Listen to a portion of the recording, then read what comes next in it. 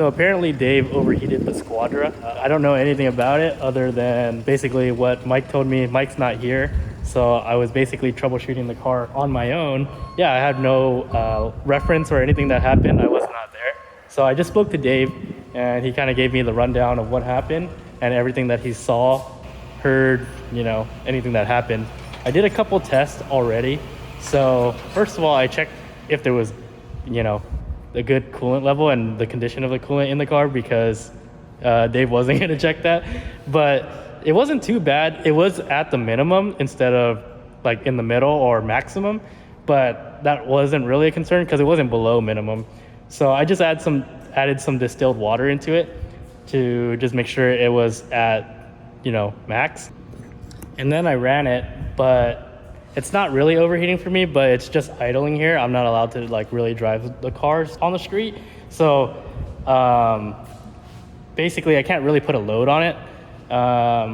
So I ran it, and to me, it does seem like it's running hot. It is running at about like 100, maybe like the lowest I've seen it hold idle at is like 96C, which is still pretty hot. But the weird thing is the fans don't come on until about 96. They come on like a low speed, and they're PWM, pulse width modulated. So basically the computer pulses electricity to get the fans to a certain speed, but it's only pulsing it at low speed until the car reaches 100C, and then the fans come on high. And the hottest I've seen the car get to just idling here is 102C. And then it'll only bring it down to about 99, 97, and kind of just start going into low speed again. So the car never like really sits at about what I think is normal on the gauge. So the gauge for the water temp is actually right there. So it looks like the middle of the gauge would be about 90C, and I would think that's normal operating temperature more so than basically the second line before it overheats. Then I tested the, basically to make sure it didn't have a blown head gasket, so I used the basically combustion gas leak detector, which is this thing. It has a little aerator on it, and you put the fluid in it, and when you squeeze it, it brings air in, and you test it on basically the radiator. But in this case, there's like no access to the radiator, so you just do it on the coolant like reservoir.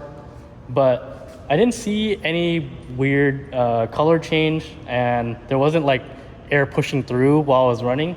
I had to actually physically aerate it, but yeah, it didn't change color, so it seems like it doesn't have a blown head gasket. But it's really weird that like the fans aren't really coming on until way later than they should be, in my opinion. But I also checked the forums, and basically what some people were saying is the newer LP cards are supposed to run that hot, which I don't know if that's true. But I might just call Yoast right now to just get a second opinion and see if it is actually supposed to be running that hot, or if there's actually maybe something else, or there's another test that I should try. But I also ran the codes on the Autel, and I didn't see anything about coolant overheat or nothing. I would think that this car's new enough to have like some kind of way to pick that up. But I did get a code for clutch overheat, and I talked to Dave about that, and he was saying it was probably when they were loading the car onto the trailer, because you basically have to ride the single disc or the single clutch transmission on this to get it up the hill smoothly. So you guys might remember a little while back, Dave and Damon got me this Drift air freshener. Well, I don't want it anymore. So you might think, wow, Tim, that's ungrateful. Well, I am ungrateful. However, the reason I wanted to get rid of that old air freshener is because we got 3 new flavors: bungalow, pine, and white pumpkin. And you know, even though it's spooky season, I think I'll have to go with the pine. I really like the smell of the forest. So some things I really like about Drift is they use premium oils, so they don't have any weird chemicals that usual air freshener companies would use. And the design is really sick. Like, it's very thoughtful, and it blends in anywhere, in your car, in your home. It looks good. And the other really cool thing about Drift is they're really affordable. All of their products are $9 to $15, and smell/nose blindness is a real thing. So they have a scent of the month. When you sign up for the subscription, you get a different smell every single month, which could be the smell of the month, or you can choose your own scent. Even the packaging looks great. This is their new bungalow bundle. Clip, some scents, and they are completely cruelty-free and eco-friendly. Smells good. Just super simple. Slide it on. Grips really good. It won't move. And then magnetic scent base. Bam. Good. Doesn't move. Solid. Smells good. You can put it on this one, wherever it fits. And it's not too strong. It's honestly kind of perfect. So guys, drift into savings and get 55% off at drift.co using code DDE55 and pick up the Andre Drummond pack. It smells amazing. What's up, Tim? What's up, dude? So quick question, maybe you have an answer. If not, we might end up just sending this car to you guys anyways. So I ran a couple tests on Dave's Squadra because it's he overheated it on the weekend. I basically ran like a head gasket test and I didn't see any bubbles coming out of it and the color didn't change. I got it to operating temp, no problem. The issue that I think that I'm seeing is it seems like it's running hot. Like the radiator fans don't come on low speed until like 95 or 96 C, and then they don't kick on high until about 100, and the car's kind of just holding temp at like 99 really. Is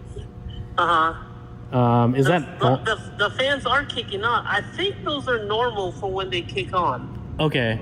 Like the low speed's at 90 and then the high speed comes around 100. Oh, the I'll have to double. Low speed comes on at 90? Because it's not coming on this one until like 95, really, 96. Okay. That, I will have to double check with John because I think he'll know those numbers more than, because I'm just referencing into as far as McLaren's. Oh, okay, got it. I would assume they all do the same. They would all work the same way. And then that sounds about right. Like for the low speed to come around in the 90s. Got it. And then the high speed in the hundreds. And then what do you see the LP cars usually like idle at as far as temp wise? Because it's kind of holding at like. Yeah, it should be in between like mid 90s to like even low hundreds. Okay, so that's kind of where it's at, but yeah. I'm not putting. Is the temp gauge, even if you let it run at idle, is the temp gauge ever going up higher than normal, or is it going up towards the red?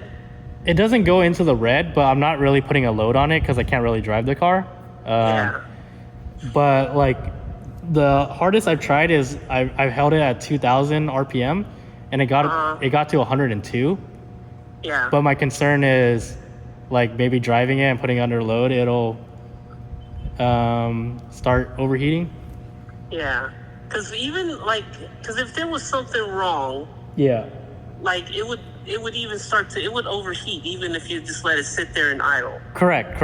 It's not overheating for me. That's what was concerning me. Okay. But I mean, did Dave ever got it to overheat where the car went into limp mode? I don't think so. He said that it threw a code, so then he just pulled over and shut it off. He said that it went into the red, and he let it cool down to like 90, and then he started driving up the mountain some more, and it climbed back up to the red, so he just got it flatbedded back here. Okay.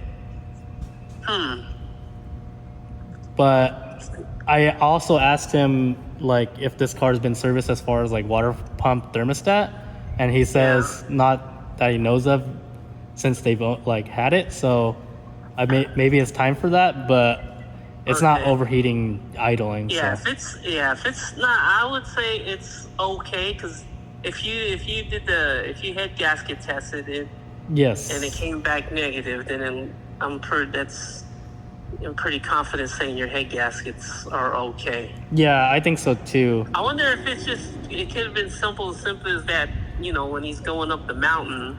AC, lot of load, yeah. Yeah. Yeah, Just possible. just like when you're going up how just like when you're going up the grapevine. Yep. With the AC on and stuff like that. Yep. It could be just a simple case as that. Yeah, I'll have to have Mike drive it when he comes back. He's sick, so I can't drive the cars because of insurance reasons. So for now, I guess this is where my test ends. I mean, if you did, let's see, you did a coolant test. Yeah, like if you just make sure that there's no air in the cooling system. Yeah, I checked that. So the coolant level when I got the car, because Dave didn't check it when it's hot. So when I checked the coolant level when I first got here yesterday, it was at minimum, but it wasn't below minimum. So I just added this. Yeah, I just added distill till max, and yeah, like I said, I haven't seen anything like it hasn't overheated. Yeah. No, I think it's for. I mean, at this point, I think the car is pretty safe. Okay, got it.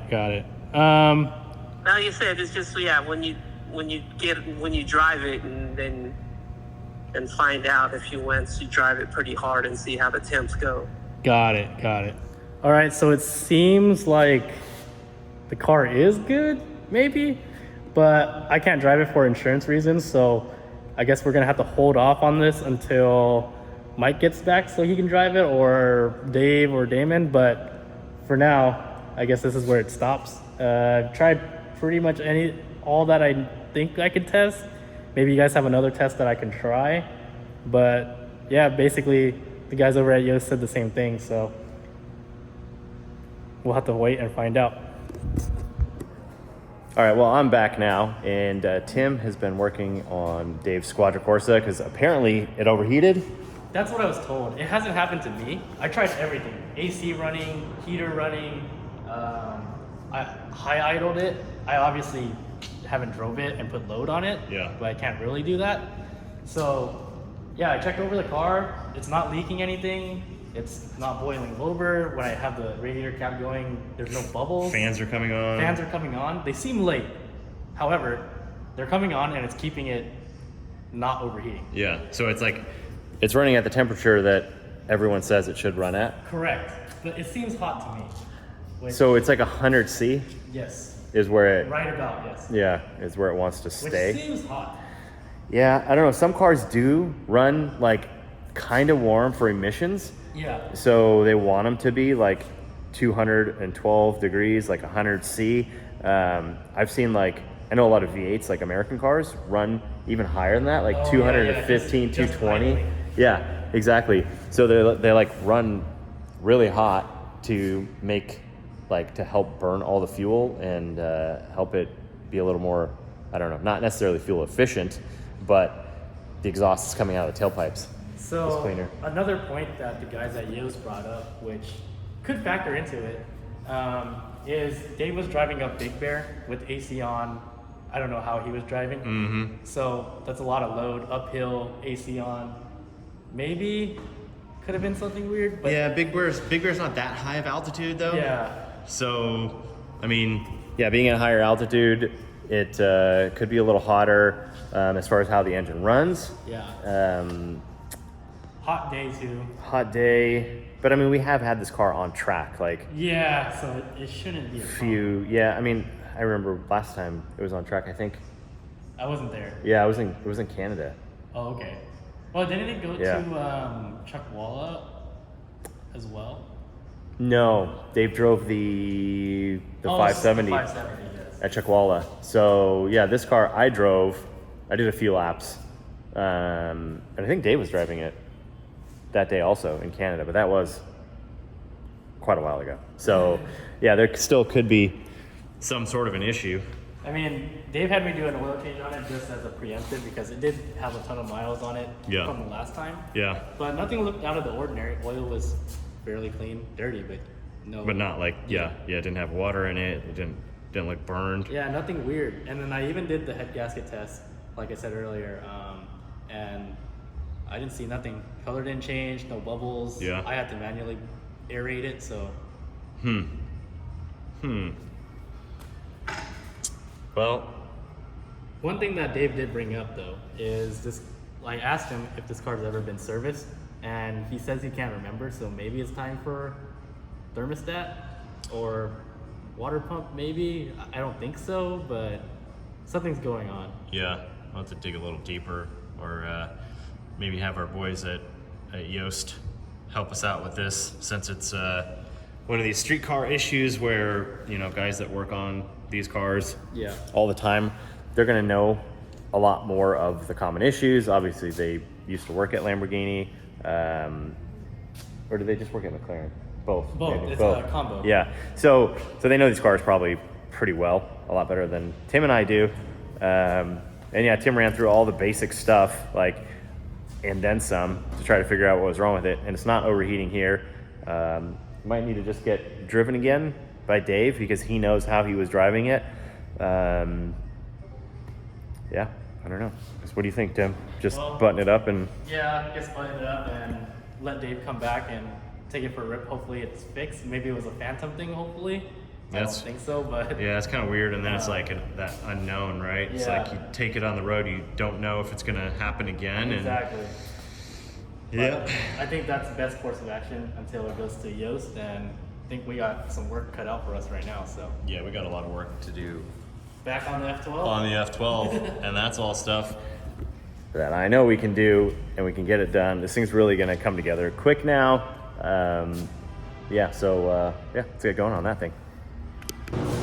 Well, guys, progress continues to yeah, come along on the F12. We've got some of the fuel lines done now, and we're mocking up the return line. So Tim's going to pop that in the car. We got the regulator up there. We've got our Y splitter mounted over here, and then some clamps holding it in place, going into the fuel filter here, and then coming out of the fuel filter, that's going to go up. Obviously we're going to put some clamps over there, and it runs over, and then it's going to run into the top of the fuel cell. So we'll get both of those lines done and fastened onto the car. And while Tim's working on that, I'm working on some other fuel system stuff. We just got our fuel injectors. So we've got some injector dynamics injectors here, starting to put them in. Looking really, really good. The fit is perfect on this, like on these runners. The injectors fit nice and snug in there, so there's no wiggle room, which helps with... One thing is fuel pressure, trying to push the injectors out of the rail and down. So sometimes you'll see on a factory car, there'll be a steel fuel rail, and it'll have these clips that will hold the injectors in place. But usually on aftermarket fuel rails and stuff, you don't have those. So you can actually have the injector kind of sliding down into the bore, and also sliding up through here and actually getting pushed from boost out towards the rail. So if there's any slop in there, sometimes they move, and if that O-ring gets too close to the corner, that O-ring can blow out and cause a boost leak, or an O-ring leaking from there, causing a fuel leak and a high pressure spray of fuel in the engine compartment, which catches on fire really, really fast. So yeah, basically this Mad Sweden intake manifold is just perfection. Everything is spot on.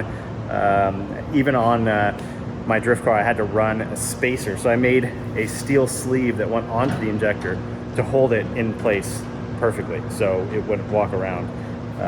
But we don't have to do that on this. So those are going to go together. I'll bolt all that stuff down, and those will be ready to go onto the engine when the engine comes back, hopefully the end of this week. So maybe another 4 or 5 days, we'll actually get the engine back here completed. We pop that in the car as well, and basically just start hooking up all the lines and hoses and everything to it. All right, we're getting really close to getting the F12 all put together, and even getting close to getting this thing running really soon. But before we do that, I have a few more things that I need to finish off on the engine. Now that we got it back from D-Sport, I have to make an alternator bracket. We're not going to use the original alternator. It sits actually really high in this area, and because of the way we built the exhaust is right above it. So we want to ditch that stock alternator. Also, we don't want to use a Ferrari alternator because they're very expensive, and Also, we really need to make sure that we get the pulley size on the alternator to the pulley size on the engine correct, so we get the right amount of rotations on the alternator. And I'm not sure what the factory alternator is rated for as far as how many RPM it can take. So I bought a racing alternator from PowerMaster. So I've got this guy here, and I actually reused the F12 pulley on it, and that gives us the right ratio for this alternator to have it charged properly. And right now I'm trying to work on a bracket. So I've got this cut out, and this is gonna go in right about there. I have to grind that out a little bit to get it to fit perfectly, but then I'll build some tabs off of it and make sure it's all square. And also, I need to make sure that it lines up perfectly with those ribs on that belt, because if it's off or twisted, it's gonna throw belts. So we're always gonna have issues with it. And when you're going from basically from idle to 9,000 RPM, and you push the clutch back in, the revs drop back down, you grab the e-brake, and then you get it back up to 9,000 RPM, that's a lot of stress on that belt and the alternator. So we really need to make sure we get it dead straight, which is what I'm working on at the moment. Make sure that we get everything lined up perfectly, and also figure out how we can get a spot to put the tension on the belt properly to keep it there where it's not going to flex and deflect at all. Also, the other thing I needed to work on was the high pressure fuel pump parts that go on top of the cams. Basically, the cams drive the high pressure fuel pumps, and we don't need those anymore because we went to port injection. So I'm blocking these off. I machined it down and welded the tops, and I left some material there. I didn't machine it down all the way because inside here where the ribs are, it gets a little bit thin if I was to take off more material. So basically just took some off, gave us enough clearance for the intake manifold and everything, which actually it fit with the intake manifold with these as they were. But while I was at it, I figured I would knock it down some and also take a bit of the side of it off just to give us a little more clearance.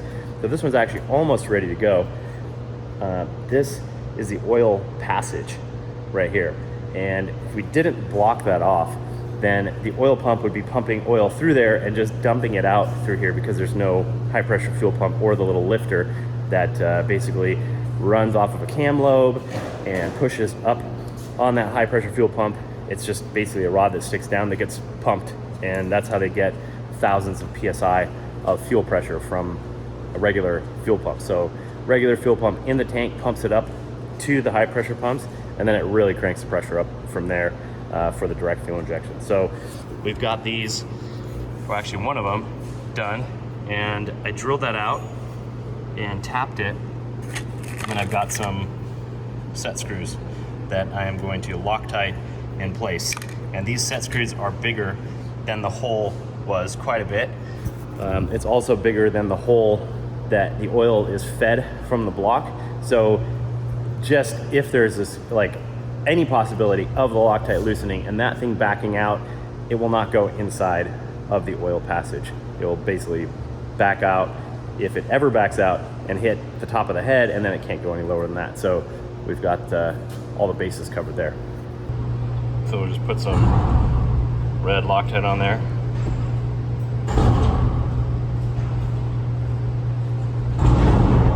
Drop that in. And I got a lot of Loctite on that thing because I don't want it going anywhere, and it never needs to come out again.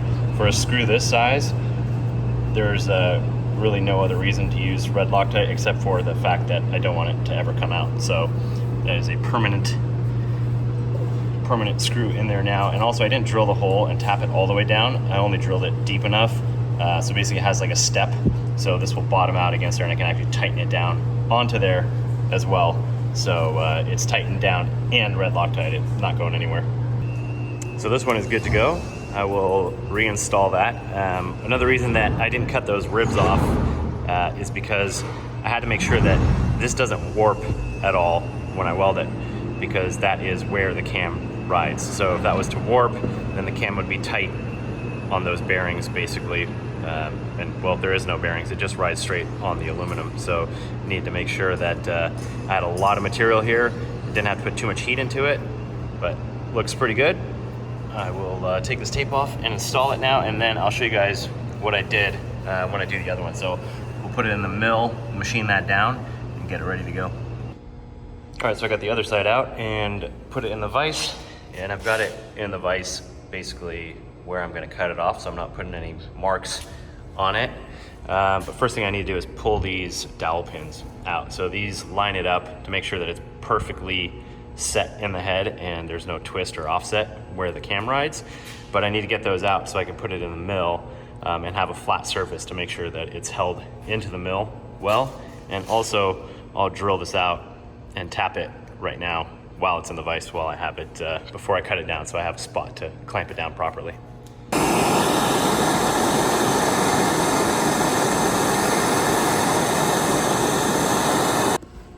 All right, so it's about 45 seconds of heating this thing up to expand the aluminum. Now I'll take these pliers here and just give it a twist and pull up on it at the same time. I really want to be careful not to mess up the dowel, so don't squeeze too hard. I don't want to leave teeth mark in it either, but it's coming out. There we go. Okay, so that guy is out and is in good condition, so it is reusable. And it's very hot, so we'll leave that right there. So also, that's about a minute of heating it up. Yeah, not a big deal. But when I'm holding the phone with one hand and trying to work on the car with the other hand, obviously it just takes a lot longer. So that's another reason why builds take longer when you film them and document nearly every step of the process. Just setting up, talking about the shot, thinking about what you're gonna say, which usually I don't do much of. I just kind of like talk. It's I've been doing this for so long. I kind of have that the whole thought process in my head, so it's not that big of a deal for me. But yeah, I mean, there's all this custom stuff that we're doing here that just isn't a normal kind of everyday type of thing, like building a roll cage or something. When you have a fab shop, you're always building cages, you're always building, you know, something like that. But doing all these little things where I'm trying to figure out how much material to cut off of these high pressure fuel pump mounts, how much to leave, what's the best way to block off the oil pressure passages, all that stuff. Just, you know, everything takes time. All right, got both the dowel pins out. Now I'm going to drill this out and I'm going to put the camera down because I want to use two hands to make sure I get the angle correct. Hole is drilled. Now I'm going to tap it. This cheapo tap handle is kind of a pain. It's just slipping up here. Once again, I'm gonna put the camera down, tighten it. So I got the high pressure fuel pump cam tower in here now. This is not a high precision setup. If it is off by 1/4 of a degree, it's okay. I'm just going to make it flat on top and weld a plate on it. So if I was trying to make this exactly parallel with the bottom, I'd use some leveling blocks. I don't have any, so opted for some pieces of 1-inch square tubing, which will work perfectly fine. Also put a couple pieces of aluminum in there to get it up high enough to get off of that little step thing right there, so I can clamp it in there properly. And now I'm just gonna start chopping this down. So I'll take this section off, and then I'll come back and cut the top down and flatten it out.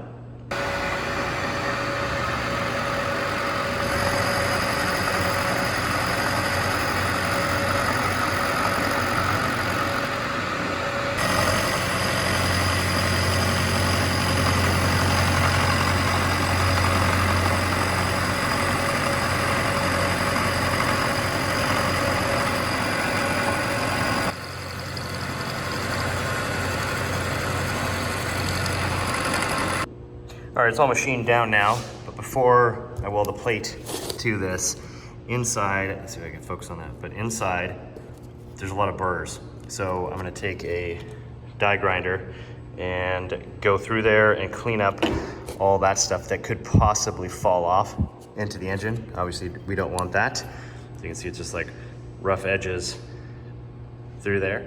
So I'll go over it with the die grinder, make it all nice and smooth, and then I'll sand this top edge and get all of those side burrs off as well, and probably just knock those sharp edges off of there, and then I will be good to weld this thing up.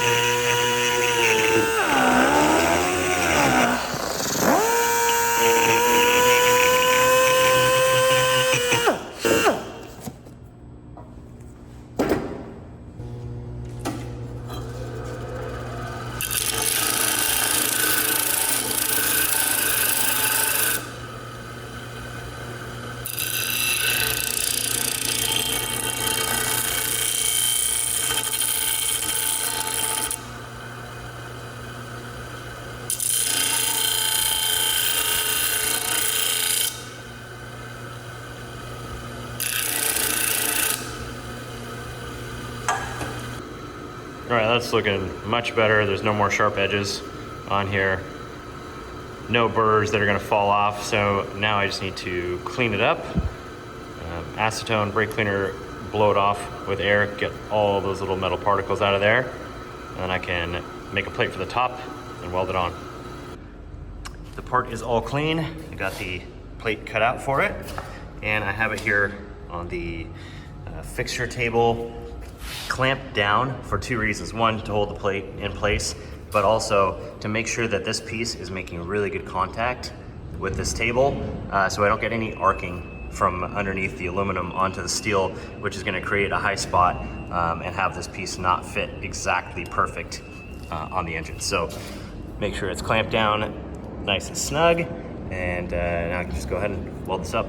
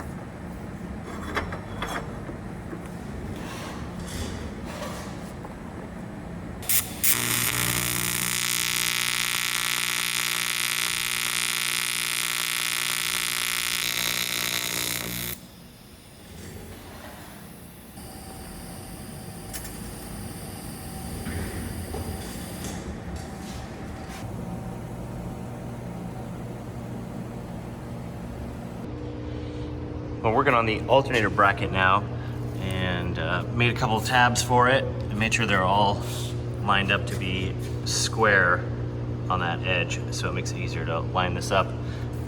We tacked it in place off of our measurements, but we're about a 1/2 millimeter too far back.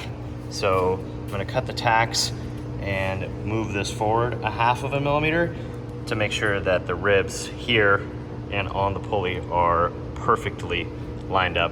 It's not a ton off right now, a 1/2 millimeter, but if we cut those tacks and redo it right now, it'll take 5 or 10 minutes and we can get it perfect, instead of putting it in the car and hoping that a 1/2 millimeter isn't too much and then throwing belts and having issues. So we're gonna cut those tacks. Should be good to go after that. All right, so everything looks good now. Basically, I use this machinist's angle to find out the depth of the last rib in the pulley, and then I checked the depth of the rib on the pulley here, and we are lined up. So now both of those are lined up and square, so it's not twisted at all. Now I need to make a bracket for the bottom of the alternator. So something to grab this with a slot in it so we can move it in and out to tension the belt. The only thing over here is this kind of nub sticking out, and that won't be that strong. It's gonna probably want to rotate, and also with this being off quite a bit from the center, it's not going to be extremely strong. I could make this and put like a triangle gusset in there or something, but I think what I'll do is have a flat plate here and then something that goes from here and kind of swoops all the way over there. So it'll grab here and here, and then I'll be able to tension the alternator from there. So I'm gonna figure out what that looks like basically by measuring from here to here, and then looking at that swing around there, figuring out where that bolt hole is, figuring out the offsets. So that'll take a little while, bit of measuring, but we'll get it done. Well, after working on the alternator plate some more, I wasn't extremely happy with the placement. So basically, this alternator has a standard hole in it. It's like a 7/16 hole, and I'm trying to use metric hardware since it's on the engine. So this hole is closer to 11 and a quarter millimeters, and we were using a 10 millimeter bolt. So in these holes, so there was a lot of slop for the alternator basically to wiggle around, and it wasn't really setting perfectly straight when you loosen the bolts and then you tighten them again, kind of shifted. So the alternator was moving around slightly and it wasn't lining up perfectly. So I think what I'm gonna do is drill this hole out to 12 millimeters, and that way I can use a 12 millimeter bolt that's gonna fit nice and snug inside that hole. So it's basically helping to lock it in. The surface area on the ends is flat, but there's a small amount of surface area, so it's still allowing it to rock around in there. And well, I want it to be dead on. So I'm gonna grab some drill bits and drill that hole out to 12, and then make a couple new tabs that have 12 millimeter holes in them. And the reason I'm gonna make new tabs and not just drill this is because I'm gonna make this radius a little bit bigger here as well, so it has a little more surface area on these tabs as well. Well, that worked out much better. So got a 12 millimeter bolt in there now. It's nice and solid. Got the tensioner bracket all done. So now I think all we need to do is, well, I think it's time to get the engine off the stand, get the clutch on here, and measure the clutch and make sure that the release bearing will fit. Here, grab that, Tim. So I took a guess off of some measurements that I had taken a while ago on which release bearing to get. So hopefully it will be really close or perfect. If not, if it's a little bit too close to the clutch, then I'm gonna have to cut this down in the lathe. And if it's a little bit too short, I can just add a spacer, which is pretty easy. But hopefully it's spot on. So we're gonna get the engine off right now, pull off the engine mount and everything, because we can't get to the clutch because it's bolted onto the back here on the stand. So we'll just put it on the hydraulic jack table. That'll give us a nice solid surface to get the engine onto, rather than trying to lift it up right now and hang it from the engine hoist where it's kind of dangling around on the chains. And I also made some tabs so that when we do lift the engine by the hoist, we've got some tabs to bolt some chains onto.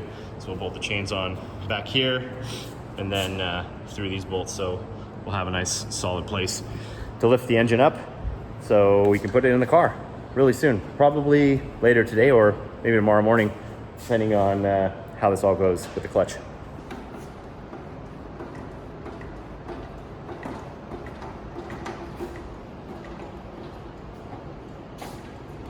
That was actually really easy. The engine's off the stand. Now we will just pull off the engine mount. Actually, we'll just pull it off from these bolts surrounding, which is this custom adapter plate that I made a while back to get this Harbor Freight engine stand to fit onto a Ferrari engine. All right, Mark, so next up, what are you gonna do? All right, so the next thing we're gonna do here, we're gonna get down pipes and a tune. All right, that's why Mark holds the camera and I work on cars. Okay, so next step, we got the flywheel on here.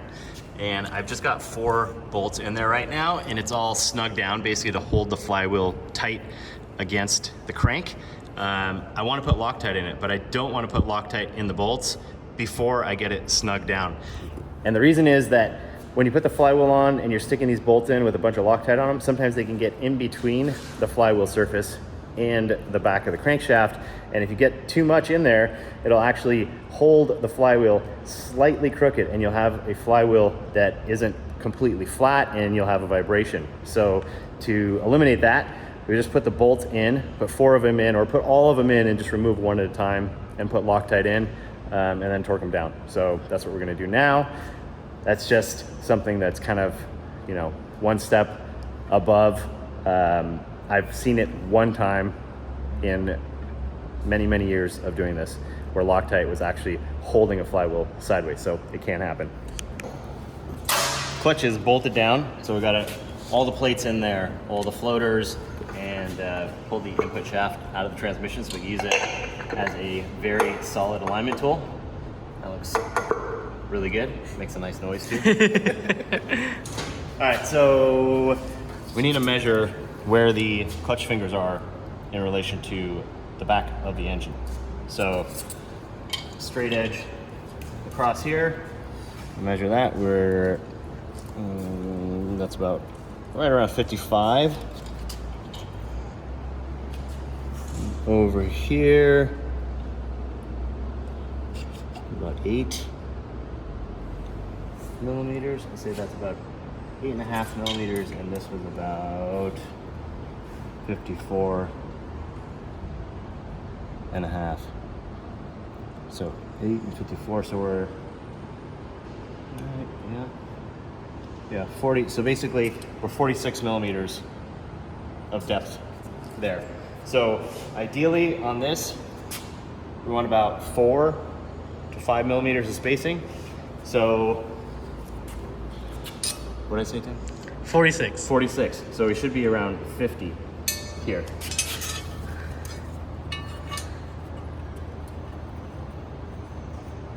That looks like more than 50, right? Or no? We're at 49. Oh, that's pretty good. So we've got about 3 millimeters of spacing. You want a little more though, right? Yeah, we want a little bit more, but I think that's pretty good, and you definitely run like that. The only issue would be that as the clutch wears and the discs get a little bit thinner, these start to move up. So we're gonna lose that gap. And if we lose the gap completely and the bearing's constantly touching, then it's basically gonna make the clutch slip. So if we did it and we left it like this, after, I don't know, maybe, well, can't really say how many miles or how many days because it all depends on the abuse, but after some time, we'd have to pull it back out and then modify it to get a little bit more gap. But I think they usually have a plastic bushing underneath the bearing in here. So this thing is really simple. It's just a piston. Inside here, there's a Teflon seal on the back. So this rides against that. The fluid goes in. One side's a bleeder, so basically it's closed, and it just pushes this out. So as you push in the clutch, it pushes this out, which pushes these fingers in, and these are on a pivot, basically. So it's clamping down like this, and as this pushes in, it releases the pressure from the discs.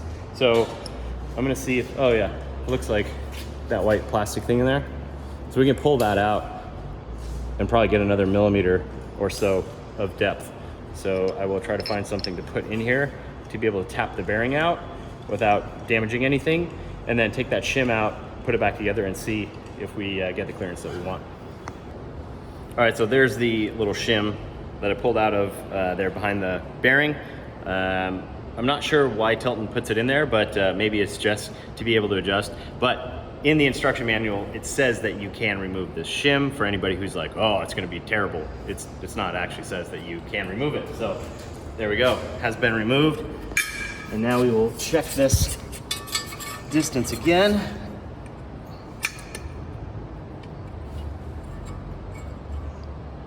And we are at 50 millimeters. So we're good to go. We got a 4 millimeter gap there. I think we can bolt this thing together now. All right, it's going together. So we got the clutch all dialed in, torque down. We got the transmission and bell housing on there. Got some new hardware on there. Starter is on. I'll probably take off my little Sharpie mark there that says hole to remind me to drill the hole there. Obviously, that's done. So we've got both of the lines coming out. We've got this one that's the bleeder hose, so we can get the air out. That's the one that goes to the top of the slave, and the lower one that's gonna connect to the car. And I've got this Willwood quick disconnect dry brake right here. So basically you can bleed the clutch can be fully operational, and then you can disconnect it if you need to pull the transmission out and not lose any fluid and not get any air in the system. So if you need to pull the transmission out real quick, check the clutch, whatever it might be, you can do all that and not have to rebleed the system and lose all that fluid and make a mess. So those things are really handy.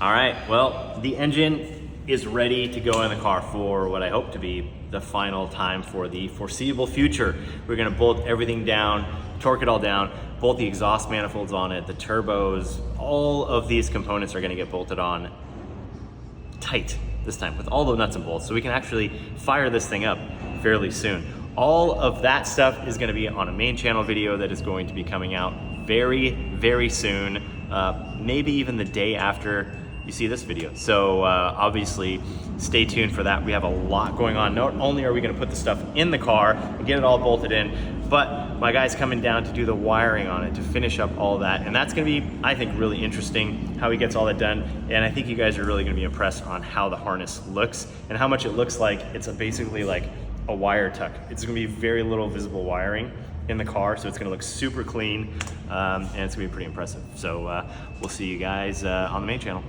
I am very excited. I can't wait for the day that this thing fires up and we get to hear the, you know, the sounds of our efforts. Yeah, exactly. I'm extremely excited and also just a little bit nervous because I have this, like, I have it in mind of what I think it's gonna sound like, and I just hope that it meets my expectations. But either way, I know it's gonna sound really good because obviously 6-into-1 headers on both sides with that crazy X pipe that we made with those twin EFR turbos. It's gonna sound nuts, no matter what. I just hope that it has that scream that I'm looking for. I hope so too, because that scream really makes it. It's kind of like the latest V12 cars that are coming out with turbos like UGR and Alex. Yeah. They really got it down. So hopefully this thing makes similar, if not better sounds. Fingers crossed, let's go. All right, guys, make sure to use my coupon code DDE55 at drift.co or scan the QR code for 55% off. That's less than $5 off your first month. Thanks to Drift for sponsoring today's video. Also, check out their new home scent diffuser. Diffuses up to 30 days and is perfect for small and medium-sized rooms.